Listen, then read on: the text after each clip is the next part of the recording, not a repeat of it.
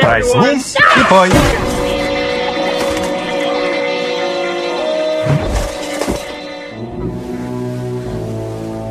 В своем давнем обзоре на Зену, который, кстати, вы по-прежнему можете найти у меня на канале, я поделился общими воспоминаниями об одном из любимых сериалов детства. Ну а вот недавно я понял, что совершенно не помню, как этот сериал вообще закончился. И то ли я видел последний эпизод, но позабыл, то ли не видел его вовсе, точно я не знаю. Но как бы там ни было, на днях я с ним все-таки ознакомился, и вот хочу поделиться кратким пересказом событий последней серии и своим небольшим мнением на ее счет. И обязательно надо сделать ремарку и сказать, что телевизионный вариант финала, который называется «Когда друг нуждается в помощи», и который, в общем-то, и показывали по телевизору, состоит из 2 серий. А я же смотрел режиссерскую версию, да, такая есть, которая уже представляет из себя единый фильм и которая за счет дополнительных сцен длиннее телевизионной примерно на 15 минут. И насколько эти доп-сцены нужны вообще, сказать, конечно, трудно. Но вот что в этой версии фильм получился более мрачным, это точно. Также хочу предупредить, что если по вашему убеждению и воспоминаниям окончание истории о Королеве Воинов было хорошим и добрым, то чтобы не портить свое приятное детское впечатление, не стоит смотреть это видео. Ведь финальный эпизод сериала получился как минимум крайне неоднозначным. Но если вам все равно интересно и вас не пугают спойлеры, коих тут очень-очень много, то насколько это возможно, пожелаю вам приятного просмотра.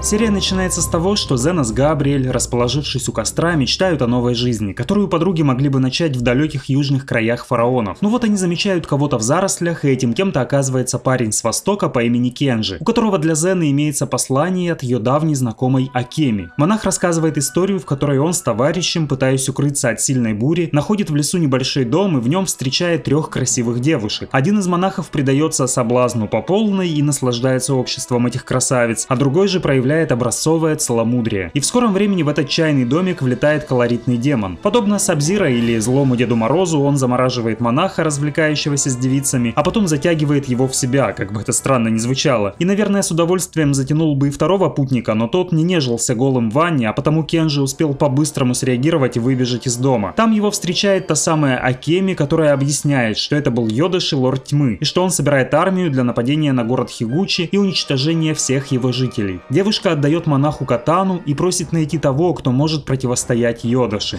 Самурай? Священник? Бог? Королева воинов.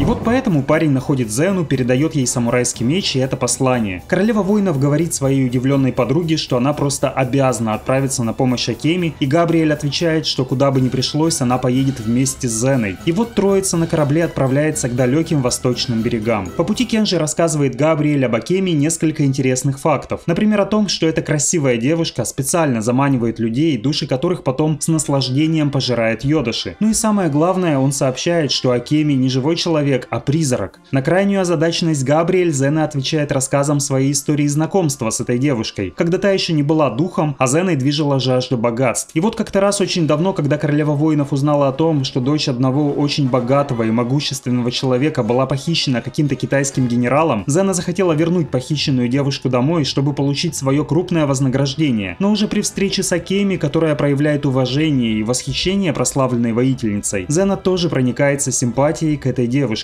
Она пытается выкупить ее у похитителя, но тот решает отменить сделку, и Зене приходится применить несколько своих боевых приемов, среди которых также есть знаменитое перекрытие кислорода к мозгу с помощью нескольких касаний. И таким образом сделка завершается в пользу главной героини. Затем нам раскрывают образ плохой Зены еще больше, когда мы слышим, что в ее планах появляется не только денежное вознаграждение, но и за получение союзника в виде отца спасенной девушки, который владеет многими землями и которые таким образом легче было бы превратить в новые пастбища для насилия и грабежа. Но вот проходит время, и мы видим, как Зена все больше и больше сближается с Акеми, которая рассказывает своей воинственной спасительнице и о других ценностях жизни. И какое это чувство? Любовь?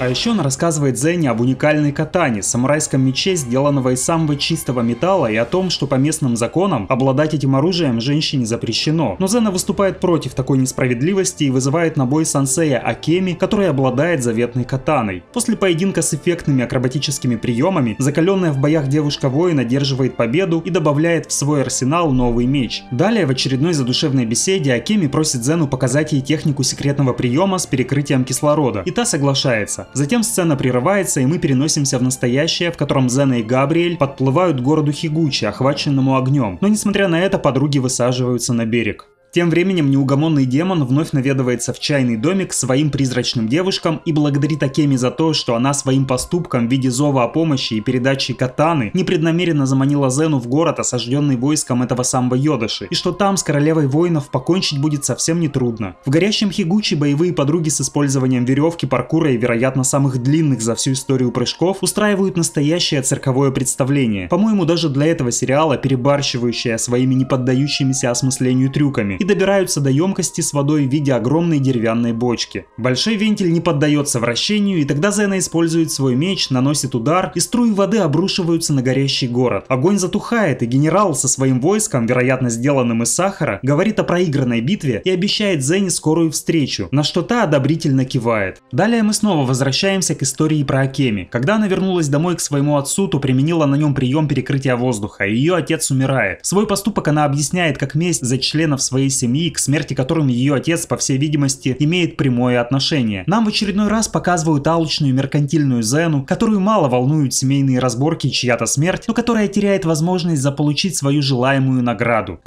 Мне наплевать на это. Как я получу свой выкуп? Далее Акеми совершает самоубийство, попросив перед этим Зену восстановить ее честь и отсечь голову катаной, ну а после отнести ее прах в Хигучи. Зена с трудом находит в себе силы и исполняет последнюю волю Акеми. Затем уже опять в настоящем, после спасения города, Зена встречает охотника на призраков, который говорит, что хоть сейчас она и сделала благое дело, но это ничуть ее не искупает, ведь в прошлом от рук этой воительницы погибло 40 тысяч жителей этого города. Ну и мы снова возвращаемся в прошлое, в котором спустя какое-то время убитая горем пьющая героиня, после того как она отрубила Акеми голову и превратила ее тело в прах, несет урну на местное кладбище. Но жители выступили против того, чтобы прах девушки, которая убила своего отца, осквернил столь священное место их города, и они напали на Зену, которая вынуждена была защищаться, и в процессе всей этой заварухи урна с прахом выпадает на землю и разбивается. Зену одолевает злость и отчаяние, и она использует алкоголь, чтобы извергать пламя на своих обидчиков. И вот загораются люди, вспыхивают их дома, и ветер разносит огонь по городу, вследствие чего и погибает столько горожан. Ну а тот монах Кенжи говорит, что убитый отец Акеми в конце концов и стал демоном Йодаши, который в свою очередь владеет душами своих дочерей. От этого Зена чувствует свою вину еще больше и намеревается все исправить. Немного позже, когда Зена говорит, что хочет искупить свою душу за все причиненные другим людям страдания, убийца призраков рассказывает воительнице о том, что живому человеку победить Йодаши невозможно, а для этого нужно стать ему подобным, то есть умереть, и Зена принимает решение. Она обучает Габриэль навыку владения техникой перекрытия кислорода и в процессе этого напоминает своей озадаченной происходящим подруге о своих чувствах к ней. Затем, когда Габриэль с Кенжи и другими людьми по плану Зена отправляются подальше от города, королева воинов закапывает свои легендарные боевые доспехи и меч, представая перед нами в новом наряде, который боевой экипировкой уже назвать трудно. И вот в таком виде Зена бежит навстречу вражеским лучникам, которые уже совсем рядом. В это время Габриэль понимает, что ее боевая подруга отправила ее в безопасное место, а сама задумала что-то неладное. Габриэль устремляется обратно. Тем временем Зена с помощью своего незаменимого шакрама и заранее подготовленных бочек с чем-то огнеопасным устраивает взрыв практически вселенского масштаба и тем самым наносит урон не только планете Земля, но и войску Йодаши во главе с тем самым генералом, который так боится воды.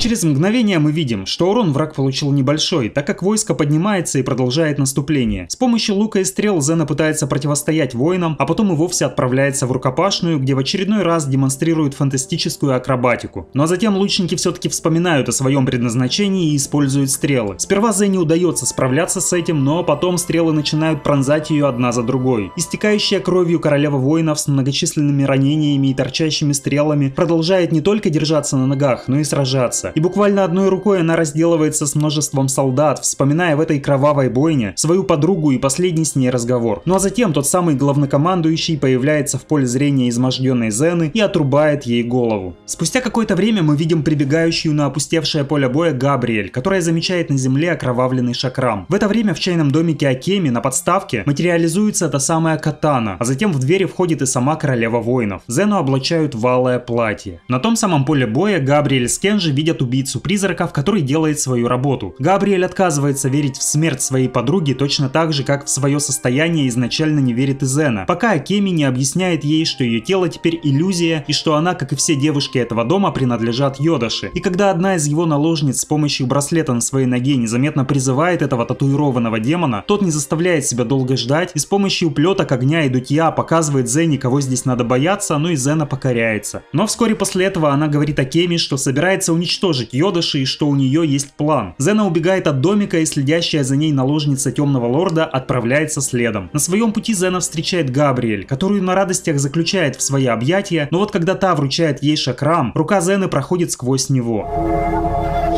Ты мертва. Габриэль понимает, что ее подруга умерла, а затем получает обнадеживающее обещание Зены о возвращении к жизни сразу после того, как она в виде призрака разделается с терроризирующим местные земли Йодаши. Подруги вновь рассказывают друг другу о своих чувствах, а затем они видят убийцу призраков, который по наводке Зены разделывается со следящей из кустов наложницей демона. Но только он делает это не в одиночку, а с помощью трехочкового броска королевы воинов.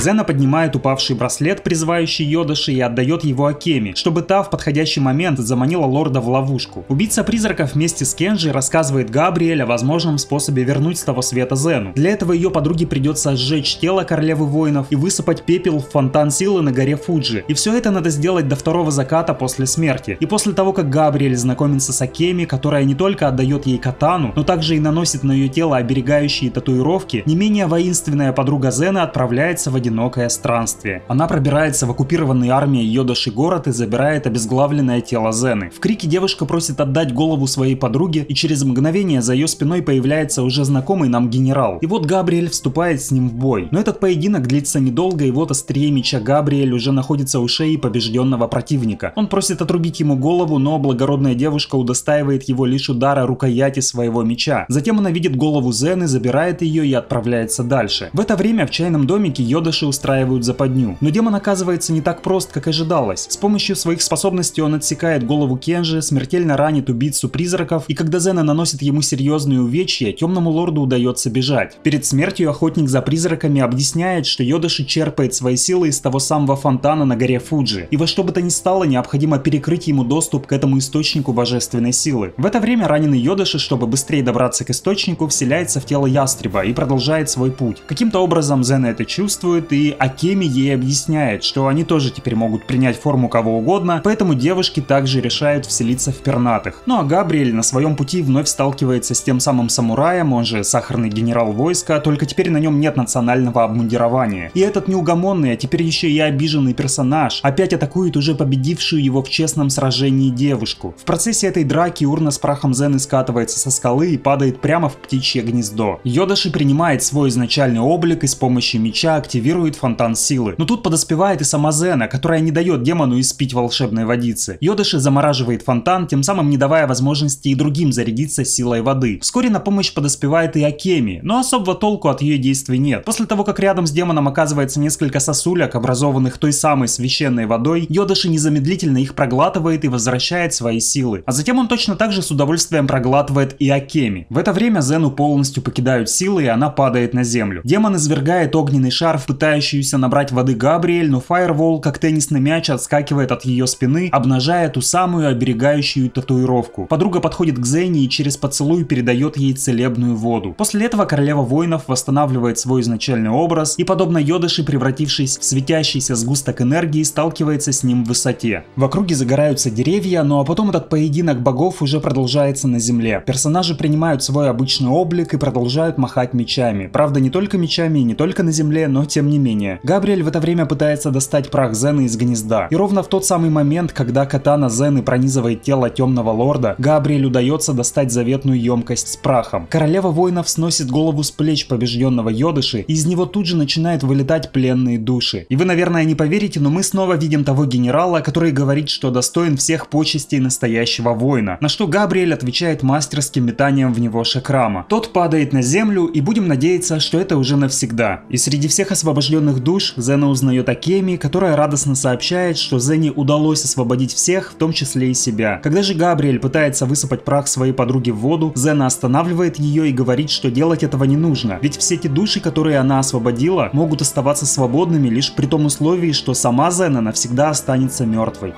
Но если я верну тебя к жизни, души будут прокляты навсегда. И Габриэль, понимая всю правильность этого выбора и то, что иначе ее подруга поступить просто и не может, вынужденно соглашается с таким решением. В слезах девушки наблюдает за закатом солнца, который также является последней уходящей возможностью все исправить. Призрак Зены растворяется, и ее подруга остается досматривать это явление в полном одиночестве. Через какое-то время мы видим плывущую на корабле Габриэль. Она держит в руках урну с прахом Зены, а через мгновение за ее спиной появляется и сама королева воинов. Подруги обсуждают дальнейшее направление своего пути. Габриэль озвучивает то самое предложение из начала серии, а именно отправиться на юг, к землям фараонов, которым как раз нужна девушка с шакрамом. На что Зена отвечает: Куда бы ты ни отправилась, я буду с тобой.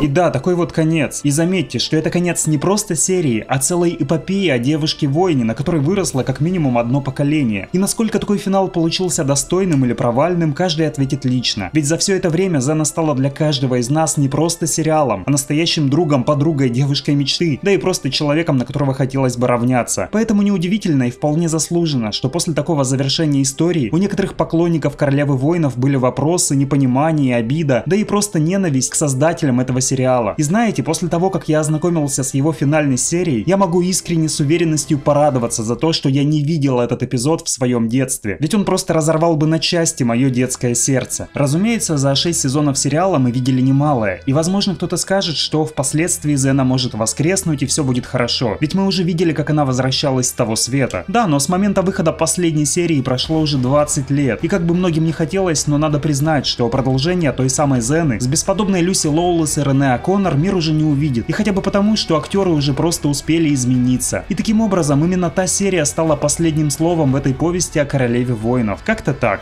И да, мой субъектив, как и всегда, на месте, поэтому не верьте на слово, а лучше пересмотрите эпизод лично. Или же забудьте о нем вообще. В любом случае, я надеюсь, это видео вас не особо расстроило, ведь в нем я всего лишь напомнил о событиях сериала 20-летней давности. Всем огромное спасибо за внимание, берегите себя и своих близких, ну и до скорого включения.